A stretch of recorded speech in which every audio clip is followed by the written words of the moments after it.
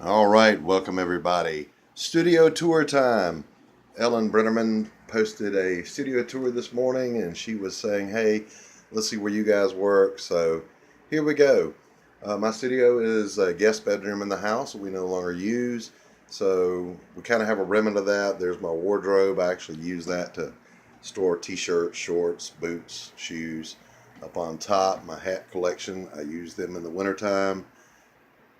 This is that's a finished piece that's headed out pretty soon.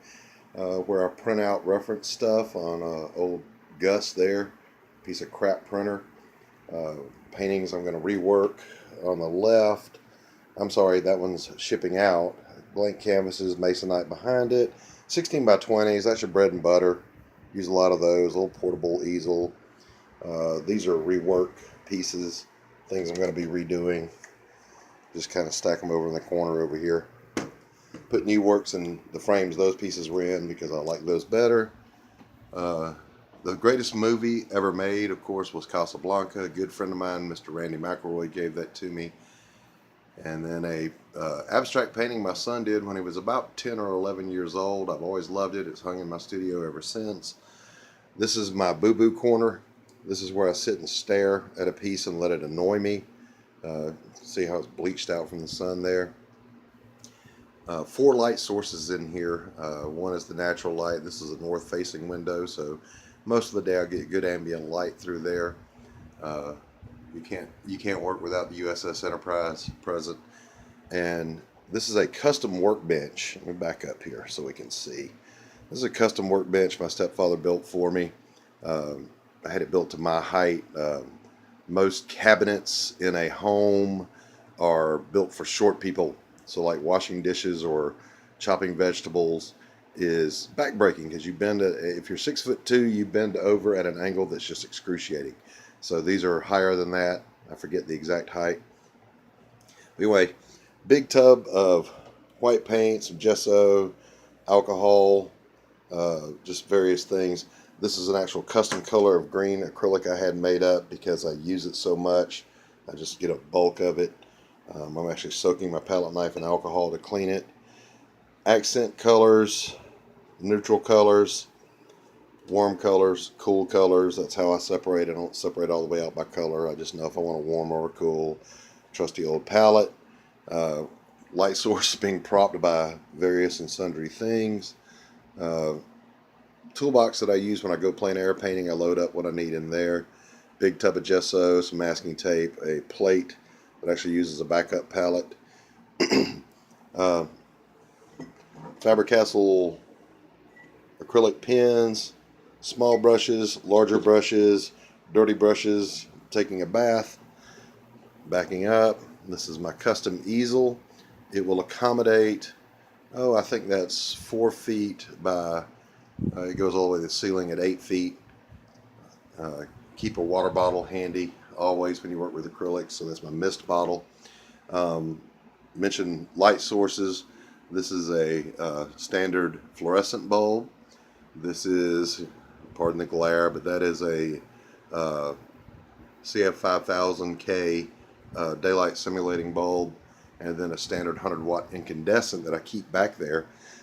And I use all 3 so that if I'm doing a commission or if I'm just generating a piece on my own, then I can see what the painting looks like in each of those light modes.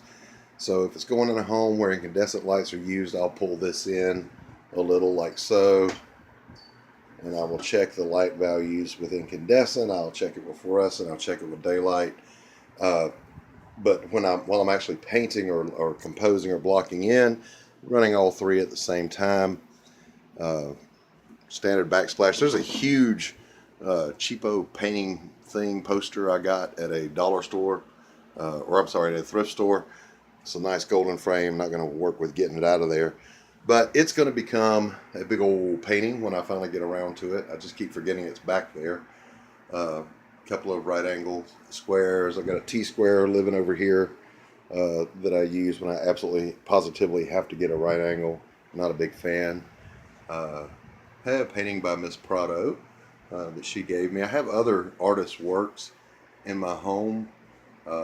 Maybe one day soon we'll do another video about all those. You got to have hats. If you go plein air painting, you got to have hats, whether you have hair or not.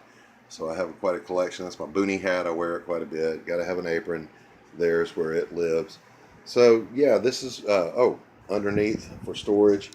This is a custom goop that I've made right here that I texturized canvases with.